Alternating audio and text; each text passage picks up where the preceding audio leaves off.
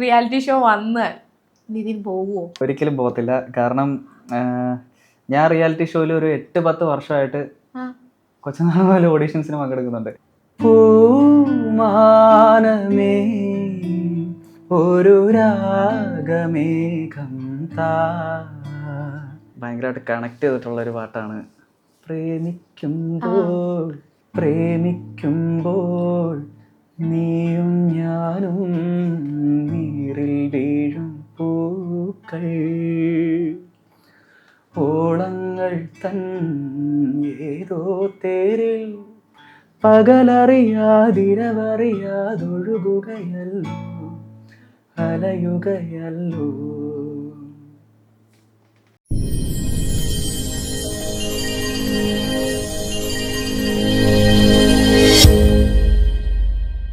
Hi hello, welcome to boho media. ഇന്ന് എൻ്റെ കൂടെ ഉള്ളത് ഒരു ഗായകനാണ്. ഈ ചിലരെ ഓർക്കാനൊന്നുമേ ഒരുപാട് പാട്ടുകളൊന്നും ആവശ്യമില്ല, ഒരൊറ്റ ഹിറ്റ് മതി.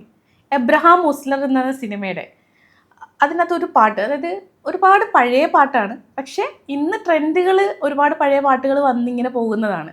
അതിൽ എബ്രഹാം ഓസ്ലറിൽ പൂമാനമേ എന്ന പാട്ട് പാടിയ നിതിൻ കെ ശിവയാണ് ഇന്ന് എൻ്റെ കൂടെ ഉള്ളത്. Hi Nitin, welcome to boho Media. Thank you. എന്തുണ്ട് വിശേഷം? സുഖം, ഒരുപാട് സന്തോഷം. നമുക്ക് തുടക്കത്തിൽ തന്നെ ഒരു പാട്ടിൽ തന്നെ പൂമാനമേ പാടി തുടങ്ങിയാലോ? ഇൻട്രോ പറഞ്ഞപ്പോഴും ഞാൻ ശ്രദ്ധിച്ചതാ, ഒരുപാട് പാട്ടൊന്നും ആവശ്യമില്ല, പക്ഷെ ആ ഒരു പാട്ട് മാത്രമേ ആൾക്കാർക്ക് അറിയത്തുള്ളായിരിക്കും. പൂമാനമേ ഒരു രാഗമേഘം താ, പൂമാനമേ ഒരു രാഗമേഘം താ, കനവായി കണമായി ഉയരാൻ ഒഴുകാനഴകിയലും പൂമാനമേ ഒരു രാഗമേഘം താ. ഓ, എന്താ പറയാ, ഓസ്ലർ മൂവി ഇറങ്ങിയ സമയത്ത് എത്രയോ പേരുടെ റീലുകൾ, തന്നെ എത്രയോ പേരുടെ സ്റ്റാറ്റസ് ഈ ഒരു പാട്ട് മാത്രമായിരുന്നു. എവിടെ പോയാലും പൂമാനമേ ഉണ്ടായിരുന്നുള്ളൂ അല്ലേ? ഇപ്പോഴും ഉണ്ട് കേട്ടോ. ഇല്ല, എനിക്ക് മെൻഷൻസ് വരാറുണ്ട് ഇപ്പോഴും. ആണല്ലേ? ഓക്കെ. അപ്പോൾ ഈ പറയുന്ന പോലെ നിതിൻ ഒരു ഇൻഡിപെൻഡൻറ്റ് മ്യൂസീഷ്യൻ ആണ്, അതെനിക്കൊരു റിയാലിറ്റി ഷോ ഫൈനലിസ്റ്റാണ്, ഒക്കെയാണ്. ഭാവിയിലെ മ്യൂസിക് കമ്പോസറും വലിയൊരു പിന്നണി ഗായകനുമാണ് നമ്മളുടെ കൂടെ ഇങ്ങനെ ഇരിക്കുന്നത്. അപ്പം നിതിൻ്റെ കുറച്ച് വിശേഷങ്ങളൊക്കെയാണ്, പാട്ടും വിശേഷങ്ങളൊക്കെ ആയിട്ട് നമുക്കങ്ങ് പോവാം അല്ലേ? അതെ, പോവാം. നിതിന് എന്നെ ഓർമ്മയോ ഉണ്ടോ? എനിക്ക് തോന്നുന്നു ഏതോ ഒരു ഇന്റർവ്യൂവിന്റെ ഭാഗമായിട്ട് എന്നെ വിളിച്ചത് ആദ്യമായിട്ട് റൂബിയാണെന്ന് തോന്നുന്നു. ആണ്. അപ്പോൾ ഈ പാട്ട് പാടുന്നതാകട്ടെ, സംഗീതത്തിനോടുള്ള പ്രിയം എന്ന് മുതലാണ് സ്റ്റാർട്ട് ചെയ്തതെന്ന് പറയാം? എനിക്ക് അതായത് പേഴ്സണലി ഒരു ബോധപൂർവം അത് ഇതാണ് എൻ്റെ വഴി എന്നൊക്കെ തിരഞ്ഞെടുക്കുന്നത് എനിക്ക് തോന്നുന്നു ഒരു +1 +2 ഒക്കെ കഴിഞ്ഞിട്ടാണ്. പക്ഷേ എൻ്റെ ഓർമ്മയല്ല, പക്ഷെ അമ്മ പറഞ്ഞിട്ടുള്ള അറിവ് വെച്ചിട്ട് എനിക്ക് 3 വയസ്സ് മുതൽ ഞാൻ പാട്ട് പാടുന്നുണ്ട്. മറ്റേതോട്ട് 1 വയസ്സ് നീന്തൽ പഠിക്കാൻ പോയി ആ സാധനമല്ല ഇത്. ശരിക്കും ഞാൻ ആദ്യമായിട്ട് പാടുന്ന പാട്ടും പൂവേ പൂവേ പാലപ്പൂവേ എന്ന് പറഞ്ഞ പാട്ട് അമ്മ സ്ഥിരമായിട്ട് 3ാം ക്ലാസ്സിൽ 3ാം ക്ലാസ്സല്ല 3 വയസ്സിൽ എങ്ങനെ പാടിയെന്ന് എനിക്കറിയത്തില്ല. പക്ഷെ ഈ പറയുന്ന നമുക്കൊരു മേ ബി അമ്മ ചെറുതായിട്ടൊക്കെ പാടും, അപ്പോൾ അതുകൊണ്ടായിരിക്കും. പിന്നെ അമ്മ സ്ഥിരമായിട്ട് റേഡിയോ കേൾക്കും അന്നും ഇന്നും. അപ്പോൾ വീട്ടില് എനിക്ക് കൂടുതൽ പാട്ടുകൾ കേൾക്കാനുള്ള അവസരം കിട്ടിയിട്ടുള്ളത് റേഡിയോ. എനിക്ക് പഴയ പാട്ടുകളൊക്കെ എനിക്ക് ഒരുപാട് അറിയാം.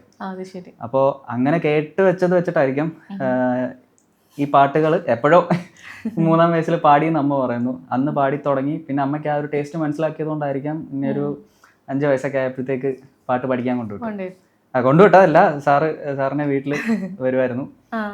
ഞങ്ങളുടെ നാടെന്ന് പറയുന്നത് ശാസ്താംകോട്ടയാണ്. ഒരുപാട് അങ്ങ് സിറ്റിയും അല്ല ആ സമയത്ത്.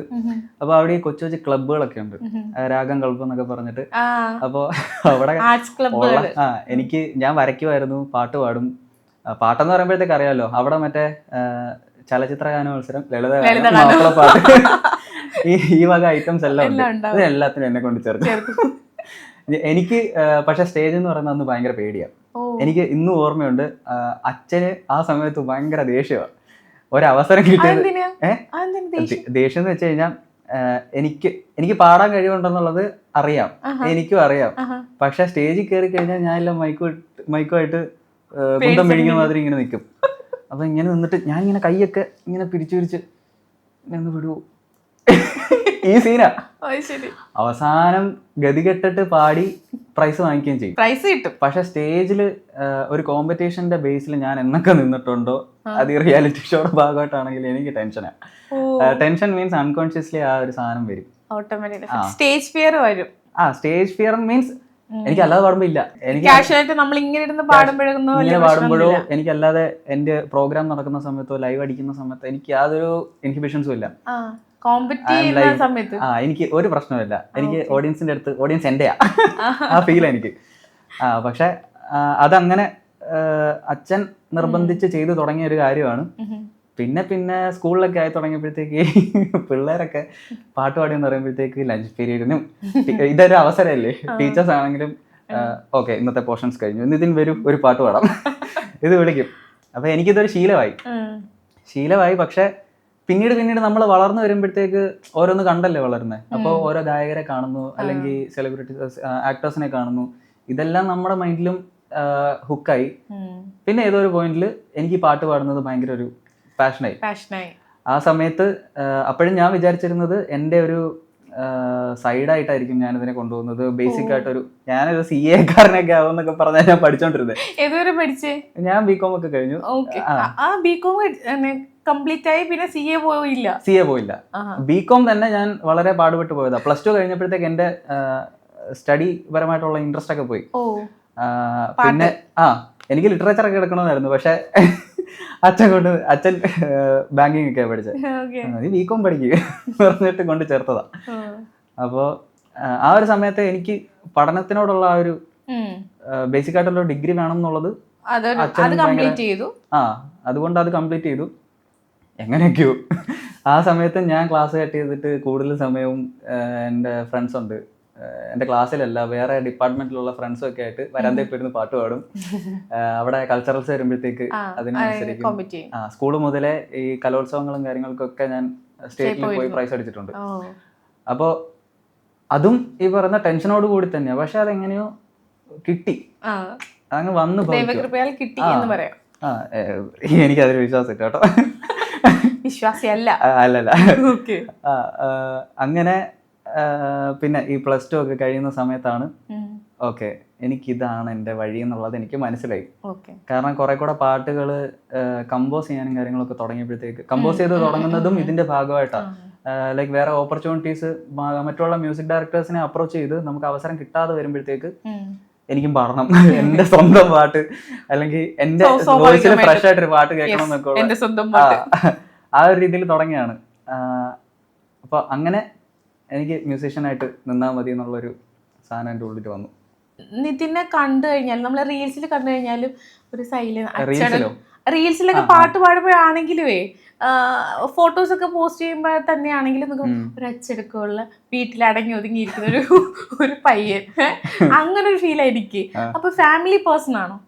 ഫാമിലി പേഴ്സൺ ആണ്. കംപ്ലീറ്റ്ലി ഫാമിലി പേഴ്സൺ ആണല്ലേ? ഫ്രണ്ട്സ്, ഫാമിലി കംപ്ലീറ്റ്ലി എന്ന് പറയാൻ പറ്റില്ല. ഒരുപാട് അറ്റാച്ച്ഡ് ആണോ? അറ്റാച്ച്ഡ് ആണ്, ചില സമയത്ത് ഡിറ്റാച്ച് ആവുകയും ചെയ്യും. അതായത് അത് പറഞ്ഞ് ഫലിപ്പിക്കാൻ എത്രത്തോളം പറ്റുമെന്ന് എനിക്കറിയത്തില്ല, എന്നാലും ഞാൻ ശ്രമിക്കാം. അതായത് എനിക്കിപ്പം ഞാൻ കൊച്ചിയിൽ സെറ്റിൽ ആവണമെന്ന് ആഗ്രഹിക്കാൻ തുടങ്ങിയിട്ട് ഇപ്പോൾ ഒരു 4-5 വർഷമായി കാണും. ഐ വാസ് ഹിയർ അറൗണ്ട് 2020-21 കോവിഡിന്റെ ഫസ്റ്റ് സ്റ്റേജ് കഴിഞ്ഞ് ആ ഒരു ഗ്യാപ്പിൽ ഞാനും എൻ്റെ ഒരു ഫ്രണ്ടും കൂടെ ഇവിടെ ഞങ്ങളൊരു 1.5 വർഷത്തോളം ഇവിടെ ഉണ്ടായിരുന്നു.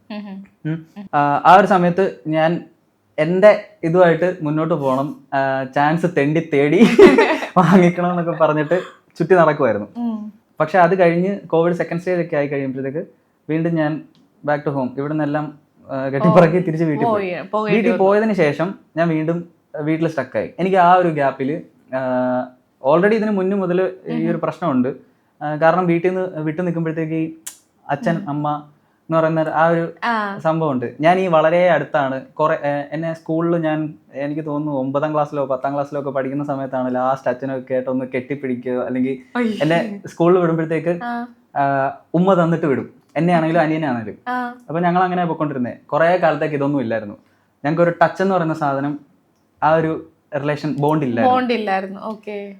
ഫ്ലവേഴ്സിൽ കോമഡി ഉത്സവം എന്ന് പറഞ്ഞിട്ട് പ്രോഗ്രാമിൽ ഞാൻ പോവുകയുണ്ടായി. അപ്പോൾ ആ സമയത്താണ് എനിക്ക് തോന്നി ഇത് എന്തിനാ വേണ്ടെന്ന് വെക്കുന്നത്, ഞാനൊരു ഇനിഷ്യേറ്റീവ് എടുക്കാം എന്ന് കരുതിയിട്ട് ഞാനിങ്ങനെ പുറത്തു നിന്ന്, ആ അമ്മ വെളിയിൽ ചെടിയൊക്കെ നനച്ചോണ്ടിരിക്കുക, അവിടെ ഗാർഡനൊക്കെ ഉണ്ട്, അച്ഛനകത്ത് ഇങ്ങനെ നിൽക്കും. അപ്പൊ ഞാൻ ഒന്നും നോക്കണ്ട, ചാടി കയറി ഒന്ന് കെട്ടിപ്പിടിച്ച്, കെട്ടിപ്പിടിച്ചപ്പോഴത്തേക്ക് അച്ഛൻ്റെ അടുത്തുനിന്ന് ഒരു വലി കിട്ടി. അതായത് മീൻസ് ഒന്നുകൂടെ ടൈറ്റ് ആക്കി. ആ ടൈറ്റ് ആക്കിയപ്പോഴത്തേക്ക് എനിക്ക് അതിലങ്ങ് സ്ട്രൈക്ക് ആയി. ഞാൻ കുറച്ചു നേരം ഒന്ന് കെട്ടിപ്പിടിച്ച്, എന്നിട്ട് ഞാൻ ഒരു ഉമ്മയും കൊടുത്ത്, എന്നിട്ട് ഞാൻ ഇറങ്ങിപ്പോയി. ഇത് കഴിഞ്ഞു. അടുത്ത സ്റ്റെപ്പിന് അമ്മ ഇങ്ങനെ.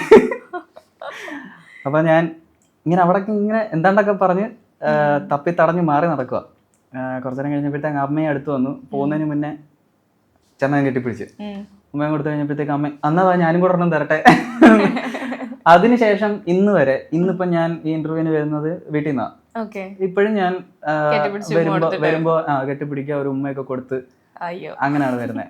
അപ്പൊ അതിനുശേഷം എനിക്ക് എന്താണെന്ന് അറിയത്തില്ല, ഇത്രയും പ്രായമായി എനിക്ക്, മീൻസ് അത്യാവശ്യം ഒരു ഇൻഡസ്ട്രിയിലൊക്കെ ഒരു ആ ഒരു സമയമായി. എസ്റ്റാബ്ലിഷ് ആവേണ്ടത് ഞാൻ വിചാരിച്ചതിനേക്കാൾ ഒരുപാട് ലേറ്റ് ആയി പോയി. അപ്പോ ഇവിടെ വിട്ടു നിൽക്കാന്ന് പറയുമ്പോഴത്തേക്ക് എനിക്ക് കുറച്ച് ബുദ്ധിമുട്ടാണ്. ഇപ്പം ഞാൻ വിട്ടു നിൽക്കുകയാണെങ്കിൽ പോലും ഒരു 2 ദിവസത്തിൽ കൂടുതൽ ഞാൻ വിളിക്കാതിരിക്കത്തില്ല. അപ്പൊ ഈ വീട്ടിൽ പോകുന്ന സമയത്തെ ഈ വീടിന്റെ ഒരു ഫേവറേറ്റ് ഒരു സ്ഥലം ഉണ്ടാവുമല്ലോ നമുക്ക് പാട്ട് പാടാനായിട്ട്, അല്ലെങ്കിൽ മ്യൂസിക്കിനെ കുറിച്ച് ചിന്തിക്കുമ്പോഴത്തേക്ക് അത് കമ്പോസ് ചെയ്യാനായിട്ട് ഒരു പീസ്ഫുൾ കാം ആയിട്ടുള്ള ഒരു പ്ലേസ് ഉണ്ടാവുമല്ലോ, അങ്ങനെ ഒരു പ്ലേസ് ഉണ്ടോ? അങ്ങനെ ചോദിക്കാനാണെങ്കിൽ വീട്ടിലെല്ലായിടത്തും ഞാൻ പോയിരുന്നു പാടും. എനിക്ക് വീട്ടിലെ തന്നെ എൻ്റെ സ്റ്റുഡിയോ ഉണ്ട്. അപ്പോൾ കൂടുതൽ സമയം ഞാൻ അവിടെ ആയിരിക്കും പാട്ട് പാടുന്നത്. സാധാരണ ഈ ആൺകുട്ടികള് വീട്ടിൽ തന്നെ അടച്ചിരിക്കുന്ന പരിപാടിയില്ല, കുറച്ചു നേരം കഴിയുമ്പോഴത്തേക്ക് ഫ്രണ്ട്സിൻ്റെ കൂടെ പോകും. പണ്ടായിരുന്നുണ്ടെങ്കിൽ എൻ്റെ ഫ്രണ്ട്സൊക്കെ എൻ്റെ ചുറ്റുപാടുള്ളവരൊക്കെ ഉണ്ടായിരുന്നു. ഞാനൊരു 2017 ആയ സമയത്ത് വീട് മാറി. അപ്പോഴത്തേക്ക് പുതിയൊരു സ്ഥലത്ത് വന്ന് പെട്ടു. അതിനുശേഷം ഞാൻ എൻ്റെ കണക്ഷൻസ് മൊത്തം കൊച്ചി, ബാൻഡ് റിലേറ്റഡ് ആയിട്ടുള്ള മ്യൂസീഷ്യൻസുമായിട്ടൊക്കെ കണക്ട് ചെയ്തപ്പോഴത്തേക്ക് എല്ലാവരും അങ്ങും ഇങ്ങുള്ള ആൾക്കാരാണ്. അപ്പൊ നാട്ടിൽ എനിക്ക് ശരിക്കും പറഞ്ഞാൽ അങ്ങനെ ഒരു കൂട്ടില്ല. മാരീഡ് ആണല്ലോ, അപ്പം പുറത്ത് ഇപ്പം പല സ്ഥലങ്ങളുടെയും സ്റ്റാറ്റസ് ഞാൻ കാണുന്നുണ്ട്. ദുബായ് പോകാറുണ്ട്, ബാംഗ്ലൂര്, അങ്ങനെ യാത്രകൾ അത്യാവശ്യം ചെയ്യുന്ന ഒരു വ്യക്തിയല്ലേ, പ്രോഗ്രാമിന് വേണ്ടിയിട്ടാണെങ്കിൽ. അപ്പൊ ഇങ്ങനെ വീട് വിട്ട് മാറി നിൽക്കുമ്പോഴൊക്കെ അതെന്താ ഒരു ഫീല് വരിക? എനിക്കത് ഒന്ന് കൂപ്പഭാവം കുറച്ച് സമയം എടുക്കും. എനിക്ക് എവിടെ വേണേലും ഞാൻ അഡാപ്റ്റ് ആവാൻ റെഡിയാണ്. എനിക്ക് അതിലൊരു ബുദ്ധിമുട്ടുമില്ല. എന്നെ എവിടെ കൊണ്ടിട്ടാലും ഞാൻ ജീവിക്കും. എനിക്ക് അതിലൊരു മെന്റൽ പ്രഷറും ഇല്ല. പക്ഷെ വീടെന്ന് പറയുന്നത് എപ്പോഴും എല്ലാവർക്കും സ്പെഷ്യലാണ്. നമ്മളിപ്പം ഇന്റർവ്യൂ നടക്കുന്ന ഈ ഒരു സമയത്ത് ഇപ്പം യാദൃശ്യമായി കേട്ട ഒരു ബാഡ് ന്യൂസ് ആണ്.